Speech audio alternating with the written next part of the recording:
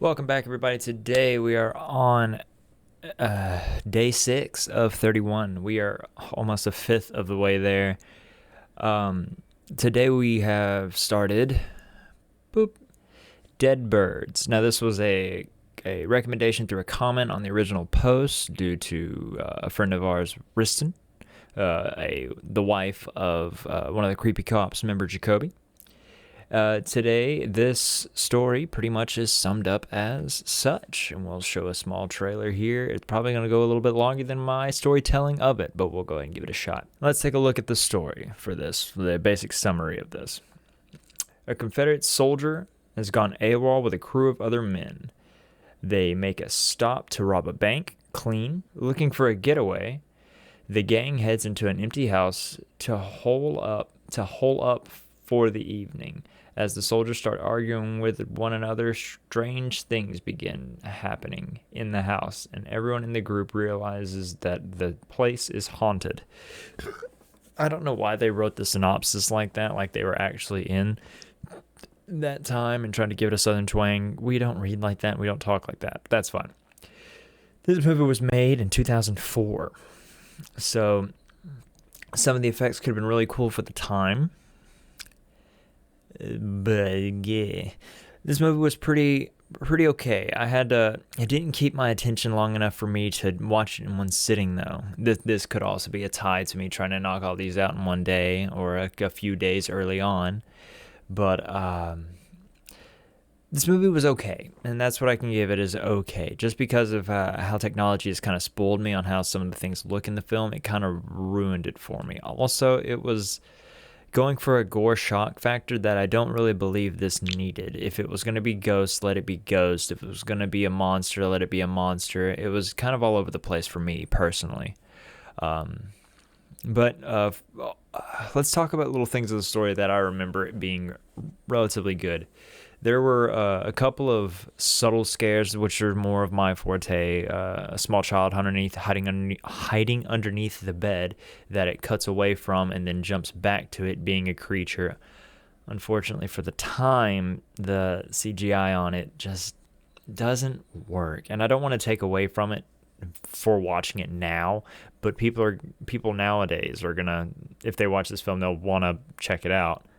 It looks like Snapchat filters on some of them, and that, once again, that's just according to the time, and that's just bad luck.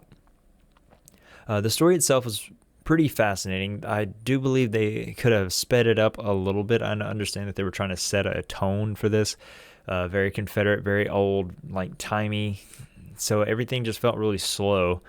Also, they probably didn't even have to show the bank robbery in it. It barely made much of a difference. I understand that that was going to be like the main argument point for the group of why one would fight another, but all they had to do was mention it. They didn't really have to show it. They could have cut 20 minutes off the film and put you right at the house that they're hiding from. But I enjoyed the story itself, and if we take away the fact that take away some of the special effects that didn't really work out that well for nowadays, probably in the time it was probably really, really good, but it's 16 years. Technology jumped so far, and it has a star-studded cast in it. Henry Thomas, Isaiah Washington, a few side people that I can never name, but they're in a lot of stuff. Story can get a 6. It was a relatively interesting story that could have that was done with what they could, if that makes sense. Next is the threat on this. What they could physically make of the monster. They summoned some sort of demon, pretty much. This movie's 16 years old. If you haven't watched it now, you're not going to continue. You're not going to go and worry about a spoiler. The threat on this was, as I was saying, the actual look that they gave the monsters was interesting, but it kind of looked like just a shaved down dog. And I understand that might have been what they were going for, to maybe make it seem like people would still want to go there. Maybe they just thought something was wrong with the animal and gave it less of a demonic look. It's just hard for me not to minus on the CGI looking at it from a 2020 eye. So the threat gets about a 4. We'll give it a 5. We'll give it a 5 for what it could have been back in the day. Um, a rewatchability for this, I won't be watching it again. I know, like, it has 81% like this film, a 50 on Rotten Tomatoes, a 5 out of 6 on IMDb. Like, it was a decent way to spend your time, but there's just so many options now, it being 16 years later. Once again, I understand that this was a comment recommendation. Of course, I'll knock them all out, and I don't want to hurt any feelings, but it's just rough watching it so far away from the original time it came out. So rewatchability is no. I meant to change that off of here, but yeah, no. Scare for it. There was a couple of good scares in it that picked up my attention, but overall, it didn't really. This was back in the day where they played a creepy violin throughout most of the film unless people were talking, so everything was kind of muted.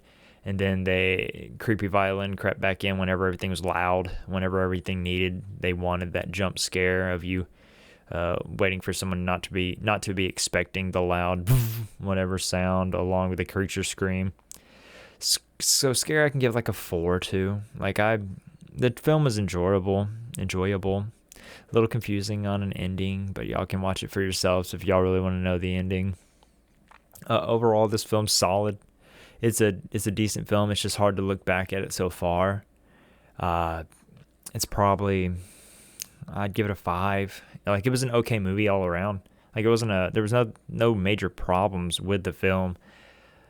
It's just looking at something like that from this far away now, after watching so many movies made here recently and all the things they could do with a remake on this. It just can't. I can't bring myself to give it anything higher than a 5. Like, back in the day, it was probably really, really good, but I can't give it anything higher than a 5. I'm sorry, Riston. I tried to give it. I gave it a good old college try. But that is day 6, I believe. Once again, I could be wrong, but I'm pretty sure that's day 6. That is Dead Birds, and that is a 5 for Dead Birds. And I'll catch you guys on the 7th when I finish watching it.